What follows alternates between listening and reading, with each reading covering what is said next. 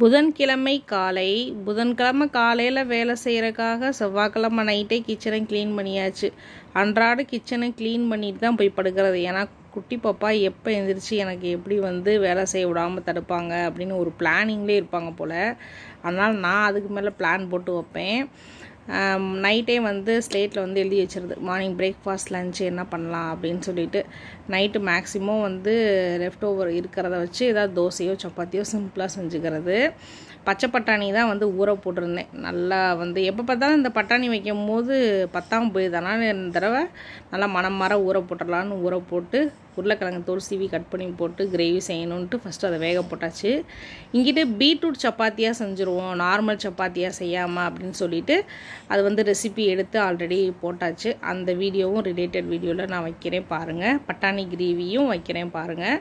Already நம்ம பட்டாணி gravy video போட்டிருக்கோம். எப்படி போட்டிருக்கோன்னா தக்காளி இல்லாமல் தேங்காய் இல்லாமல் எப்படி போடலாம் அப்படின்னு சொல்லிட்டு போட்டிருக்கோம். ஆனால் வியூஸ் கம்மியாக தான் போயிருக்கு. அதுவும் ரிலேட்டட் வீடியோவில் வைக்கிறேன், செக் பண்ணி பாருங்கள்.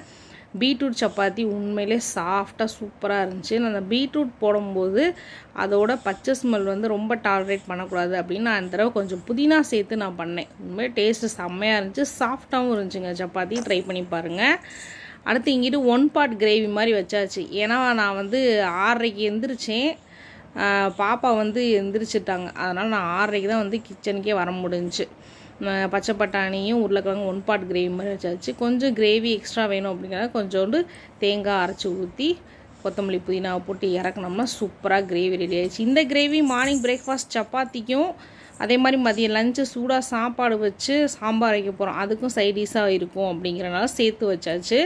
மதியம் லஞ்சுக்கு சூடாக சாம்பார் வைக்க டைம் இல்லை, பாப்பா எந்திரிச்சிட்டாங்கன்னு சொன்னீங்கன்னு பார்த்தீங்களா. அதனால் டக்குன்னு முட்டை சாதம் மாதிரி வெங்காயம் இஞ்சி பூண்டு விழுது தனி மிளகாத்தூள் கறி மசாலாத்தூள் எல்லாம் போட்டு கொஞ்சம் சாப்பாடு போட்டு கொத்தமல்லி புதினா போட்டு இறக்கி தம்பிக்கு லஞ்ச் பாக்ஸுக்கு பேக் பண்ணியாச்சு. கிச்சன் இப்போதைக்கு இப்படி தான் இருக்குது. ஹஸ்பண்ட் தம்பியை ட்ராப் பண்ண போயிருக்காங்க. அதனால் அவங்க வர்றதுக்குள்ளே அவங்களுக்கு செம்பருத்தி பூட்டி போட்டு வச்சுருக்கேன். இங்கிட்டு சாம்பார் வைக்கணும் அப்படிங்கிற பிளான்னால் ஊற வச்சுட்டு ஹஸ்பண்டுக்கு சாப்பாடு எடுத்து வச்சுட்டு பாப்பா பார்க்க போயிட்டேன். லைட்டாக ஹனி கலந்து கொடுத்தாச்சு. அவங்க சாப்பிட்டு கிளம்புனதுக்கப்புறம் பாப்பாவை தூங்க வச்சுட்டு வீடை க்ளீன் பண்ண ஆரம்பித்தாச்சுங்க.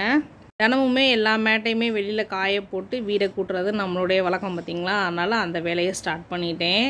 இப்படி மேட்டுகளை அன்னாடு வெளியில் காய போட்டு கூட்டினா தான் எனக்கு திருப்திகரமாக இருக்கும். நான் எப்பயுமே இப்படியே பழகிட்டேன். கல்யாணத்துக்கு முன்னாடியிலேருந்தே அம்மா அப்படி தான் செய்வாங்க. அதே மாதிரி அத்தையும் இங்கே அப்படி செய்வாங்களா, அதே பழக்கம்.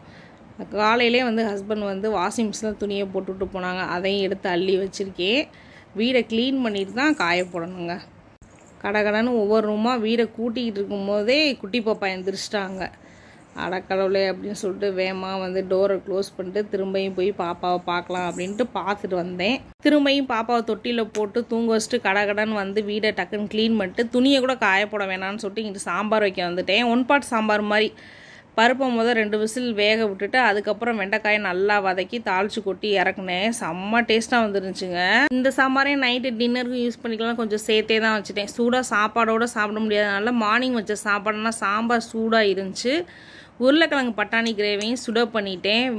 அம்மா கொடுத்துவிட்ட மிளகா மண்டி அப்பளத்தோடு வச்சு சாப்பிட அட்டகாசமாக இருந்துச்சுங்க. பாய்.